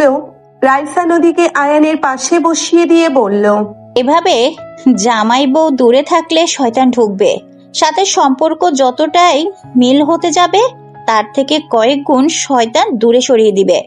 দিগ্গা, এর সাথে থাকা আমার লাগবে না। কি বললে? যা শুনছেন তাই। রাইসা ছাড়ো, আমি তোমার কাছে বসবো। রাইসা দরজা আটকিয়ে দিয়ে পেছনে উঠে পড়ল। গাড়ি চালাতে লাগলো ড্রাইভার। স্টেশনে গেলে আয়ান আয়রাকে নিয়ে কিছুটা দূরে গেল। ইভা রাকিব দাঁড়িয়ে আছে। ইভা আয়ানকে বলল, চলে তো যাচ্ছিস, একবার হাক করতে তো পারি। না। ওকে, তোর মেয়েকে তো করতে পারি। ইভা আয়রাকে জড়িয়ে ধরে আদর করতে লাগলো। রাকিব হাক করে বলল, দোস্ত ভালো থাক, তোকে এভাবে দেখতে পারবো ভাবি নাই। ভাবি কোনটা? লাল শাড়ি ওইটা। মাশাআল্লাহ, আয়রা ওর আম্মুর মতো আর কিছুটা তোর মতো হয়েছে। হ্যাঁ। জাবেরের সাথে পরিচয় হয়ে নেই, চল। রাকিব ইভা নদীর দিকে যেতে লাগলো। রাকিব ইভা বলে উঠল, আসসালামু আলাইকুম ভাবি, কেমন আছেন? আপনি হয়তো আমাদের চিনতে পারছেন না, আমি রাকিব আয়ানের অনলাইন ফ্রেন্ড। ওয়ালাইকুম সালাম। জি আলহামদুলিল্লাহ ভালো আছি, আপনারা ভালো আছেন? আপনি তো মাশাআল্লাহ অনেক সুন্দর। আমার বন্ধুকে আর ভুল বুঝে চলে যায়ও না, সংসার জীবনে অনেক ঝামেলা হবে, তাই বলে এভাবে চলে যাওয়ার কোনো মানে হয় না। ফ্যামিলিতে না থাকতে পারলে অন্য কোথাও চলে যাবেন। কারো সংসার ভাঙার চেষ্টা করবে না, দুজন মিল হয়ে যান আমাদের রাজকন্যার জন্য। আয়রাকে আদর করতে করতে কথাগুলো বলল। নদী বলে উঠল, আমি মানছি আমার ভুল হয়েছিল, বাট আপনার বন্ধু তো জানতো আমার মাথা ঠান্ডা হইলে আমি সব ভুলে যাই। ওই আমাকে একবার যদি নিয়ে আসতে যেত তাহলে কি আমি আসতাম না? ওর ফ্যামিলি কখনো খোঁজ নেয় নাই। ঝামেলা ওই তো, ওর ফ্যামিলি থেকে সেদিন চলে গেছে। যেদিন আমি বের হয়েছে সেদিন ওই ফ্যামিলিকে ছেড়ে দিয়েছে। কি আয়ান এসব কি বলে? ট্রেন ছেড়ে দিবে, উঠেন। ভাবি, আয়ান আপনাকে অনেক ভালোবাসে, আপনারা এক হয়ে যান। দোয়া করেন, আর আপনারা ঢাকা গেলে আমাদের বাসায় অবশ্যই উঠবেন। দুজনের থেকে বিদায় নিয়ে তিনজন ট্রেনে উঠে পড়ল। আয়ান ইভা রাকিবের দিকে তাকিয়ে থাকলো। ইভার মুখে হাসি থাকলেও চোখের কোণায় পানিগুলো টলমল করছিল। আয়ান চোখ সরিয়ে নিল। আয়রাকে রাকিব ইভার দেওয়া গিফট দিয়ে আয়রাতে খেলতে লাগলো। তুমি 4 বছর ধরে তোমার ফ্যামিলি থেকে দূরে, আর আগের নাম্বার তুমি কি করছো? সবকিছু পরিবর্তন করে নিয়েছি। আমার কাছে তো আসতে পারতে। কারো কাছে যাওয়ার কোনো ইচ্ছে নাই। যাকে আপন ভাবি সেই আমাকে ছেড়ে দেয়। আমি আপনার পা ধরে কান্না করে থাকার জন্য অনুরোধ করছিলাম, আপনি আমার কথা শুনেন নাই। আপনাকে বারবার বলছিলাম আপনি ছাড়া কেউ নাই আমার। আগের মাথায় আমি অত কথা বুঝি নাই। এমনিতেই ভাবি আমাকে অনেক কিছু বুঝাইছিল, তার উপরে তুমি সবার সামনে আমাকে থাপ্পড় মারছিলে, যেটা সহ্য আমি করতে পারি নাই। ভাবির কথাগুলো আমার কানে বাজছিল, আর সাথে এইসব ঘটনায় আমাকে পাগল করে দিচ্ছিল। আর সেদিন একটাতে ঝাল হয়েছিল, আমি জানি না সব খাবারের সমস্যা কিভাবে হইল। একটাতে ঝাল, একটাতে লবণ বেশি। তুমি শিওর? হ্যাঁ আমি শিওর, একটা খাবারে শুধু ঝাল হয়েছিল। তুমি কি রান্না করে রান্নাঘর থেকে দূরে গেছিলে? দুধ নিয়ে আসতে বাইরে গেছিলাম। বুঝেছি। কি? কিছু না। আয়ান আর কিছু না বলে আয়রার সাথে খেলতে লাগলো। নদী আয়রাকে বলল, আয়রা তুমি আর ওকে বন্ধু বলবে না। নদীর কথা শুনে আয়রা প্রপোজকে তাকালো। আয়রা বলে, না বন্ধু হয়। নদী বলে উঠল, ওই তোমার আব্বু হয়। বাদ দাও, যেটা বলতে চাই সেটা বলুক। মেয়ে এত মাথায় তুলো না, আমাকেও তুলেছে, আমিও তোমাকে হার্ট করেছিলাম। এই দুনিয়ায় স্বার্থের সেখানে কারো থেকে কিছু আশা করা বোকামি। তিনজন টুকটাক কথা বলতে বলতে চলে গেল। আয়ান আয়রাকে চুমু দিয়ে বলল, বাসায় যাও, পরে দেখা হবে। আমার বাসায় চলো। না। আয়ান নেমে চলে গেল। নদী আর কিছু বলল না। নদী ওর বাসায় নেমে পড়ল। রাইসাকে নামিয়ে দেওয়ার জন্য গাড়িতে পাঠিয়ে দিল। আয়রা নদী ভিতরে প্রবেশ করতে অবাক হয়ে গেল। আয়রা দৌড়ে গিয়ে নদীর আম্মু আব্বুকে জড়িয়ে ধরে বলে, নানু ভাই। দুইজন আয়রাকে কোলে তুলে আদর করতে লাগলো। আয়রা ওইখানে কি হয়েছে সব এক এক করে বলতে লাগলো। আয়ানের বাবা মা রাফি আয়রার কথা শুনে খুশিতে চোখে পানি চলে আসলো। আয়ানের আম্মু আয়রাকে কোলে নিয়ে বলে, দাদুমণি আমাকে বলো কি কি মজা করলে। আয়রা অবাক হয়ে বলে, আপনি শুনবেন? আমিও শুনবো। নদী কেমন আছো? ভালো ভাইয়া, আপনি কেমন আছেন? ভালো আছি। সাথী ওই নদী। রাত্রির কথা শুনে সাথী মেয়েটা বলে ওঠে, আসসালামু আলাইকুম। আপনি আমার বয়সে বড় হবেন, বাট সম্পর্কে আমি আপনার বড় যা। ওয়ালাইকুম সালাম। বড় যা মানে ভাইয়া? রূপা ভাবি কোথায়? ডিভোর্স দিয়েছি। হোয়াট? নদী জি, কেমন আছেন আপনারা? ভালো মা। নদী আমাদের ক্ষমা করে দাও। নদী আমি তোমাকে অনেক জ্বালাইছি। আমি তোমাদের নিয়ে যেতে এসেছি। সরি, আমি আর ওই বাসায় যাব না। আমার স্বামীকে আমি পেয়ে গেছি। আপনার বাড়ি নিয়ে আপনারা থাকেন। নদীর কথা শুনে আয়ানের আব্বু আম্মু মাথা নিচের দিকে করে। আয়ানের আব্বু বলে উঠল, নদী, আরেকবার কি সব ভুলে এই বুড়ো বুড়িটাকে ক্ষমা করে দেওয়া যায় না? নদী, আয়ান কোথায়? বেআইন বলল আয়ান নাকি তোমাদের সাথে গেছে। নদী কিছু বলতে যাবে, সাথে সাথে আয়রা বলে ওঠে, বন্ধু তার বাসায় গেছে। নানু জানো, বন্ধু না আমাকে অনেক আদর করছে। আম্মু আমাকে একবার মেরেছে, আবার ফেলে দিতে নিয়েছিল। বন্ধু রাইসা আন্টি না থাকলে আমি ব্যথা পেতাম। নদী ভেবাচাকা খেয়ে গেল। নদীর আম্মু রেগে বলল, তুই মেয়েটাকে নিয়ে কেন গেছিলি? যদি জ্বালাতন সহ্য করতেই না পারস, তোকে না বললাম নিয়ে না যেতে। ফাজলামি করস, থাপ্পড় মেরে গাল ফুল ফাটিয়ে দিব।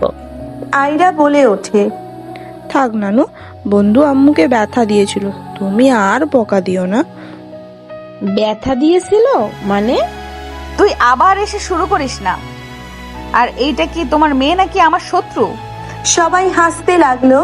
আয়রা তোমাকে জড়িয়ে ধরে কোলে উঠল। আয়ানের আম্মু বলল, নদী আয়ান কোথায়? প্লিজ একবার আয়ানের ঠিকানা দাও।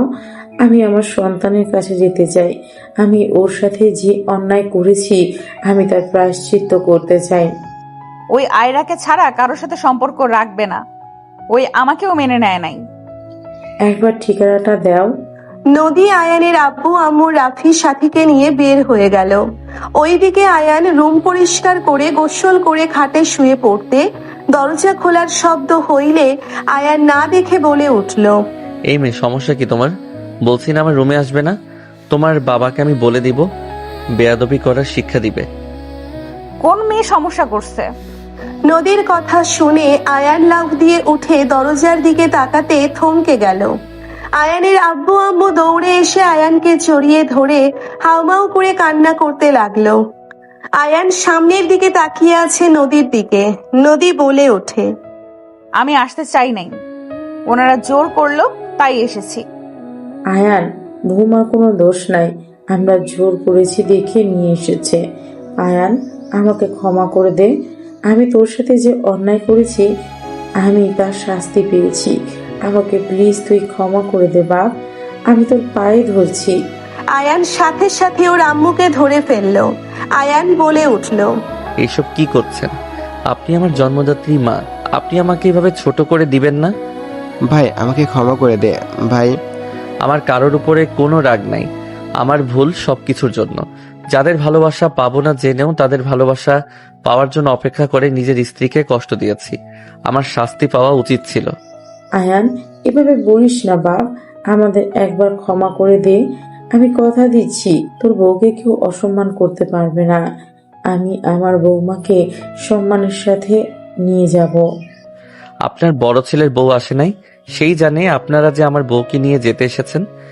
নিশ্চয়ই জানে না সেই আমার সংসারে আগুন লাগিয়ে তো সুখী আছে মনে হয়। আমি ওকে ডিভোর্স দিয়েছি, ওর সাথে আমার কোনো সম্পর্ক নাই। ওই সেদিন নদীকে ফাঁসিয়েছিল, ওই আম্মু আব্বুর বিরুদ্ধে আমাকে উস্কে দিত। ওই একটা লোভী মহিলা ছিল, ওই আমাকে একদম শেষ করে দিয়েছে। আব্বু আম্মুকে রাস্তার কুকুরের মতো করে দেখতো, অনেক অত্যাচার করছে। আমি ওর কথায় আব্বু আম্মুকে কষ্ট দিতাম। আজ আমি যাকে জীবনসঙ্গী করে পেয়েছি, আলহামদুলিল্লাহ, নদীর মতো অনেক ভালো, সবাইকে সহজে আপন করে নিতে পারে। ওকে রেখে আসতে চাইছিলাম, জোর করে এসেছে। তার দেবরকে আর যাকে নিয়ে আসব, আমরা না নেওয়ার কে? রাফির কথা শুনে আয়ানের মুখে হাসি ফুটে উঠল। নদী আয়ানের দিকে তাকালে আয়ান ভাবতে লাগলো। আল্লাহ ছাড় দেন, ছেড়ে দেয় না। আজ আমার বউকে সম্মানের সাথে নিয়ে যাবে। যে মায়ের মুখে কথা বিষের মতো ছিল, সেই মায়ের মুখে আজ মধু। আল্লাহ তুমি চাইলে সব পারো। আয়ানকে ভাবতে দেখে আয়ানের আম্মু বলল, আয়ান চল না বাবা আমার সাথে, আমাদের ক্ষমা করে দে। নদী ওকে বুঝাও না। আয়ানকে সবাই বোঝাতে লাগলো। নদী বললে আয়ান রাজি হয়ে যায়। সবার থেকে বিদায় নিয়ে গ্রামের বাড়িতে চলে গেল। আয়ান নদী তাদের চেনা ঘরে চেনা খাটে বসে আছে। আয়ান নদীর দিকে তাকাতে নদী বলে উঠল, অতীতের সব স্মৃতি মনে পড়ে যাচ্ছে। হ্যাঁ, সাথে মনে পড়ে যাচ্ছে তুমি আমাকে রেখে চলে গেছিলে। আয়ানের কথা শুনে নদী রাগে মারতে লাগলো। মারতে মারতে বলল, আমি ভালো ভালো স্মৃতি মনে করি, আর উনি বারবার একটা স্মৃতি মনে করে। তোমার মাথার মগজ আমি বের করে রাখবো। আয়ান নদীর হাত ধরে বুকের সাথে জড়িয়ে ধরে হাসতে হাসতে বলল, আরে পাগলি, মজা করছি। আল্লাহ, এই বউ জীবনেও ভালো হবে না। কথায় কথায় রেগে যায়। আমার জামাইও ভালো হবে না, আমাকে রাগানোর জন্য সব সময় পেছনে লেগে থাকে। আয়ান টান দিয়ে নদীকে খাটের উপরে ফেলে দিয়ে 2 হাত চেপে ধরে ঠোঁটে গলায় কিস করতে করতে বলল, ওয়েট, রাগ কমাই আগে। আয়ানের কথা শুনে নদী লজ্জা পেয়ে গেল। আয়ান নদীর উপরে ঝাঁপিয়ে পড়ল। নদী লজ্জায় আয়ানের পিঠ খামচে ধরল। আস্তে আস্তে 2 জন পাল্টা আদর করতে ব্যস্ত হয়ে গেল। বাকিটা ইতিহাস।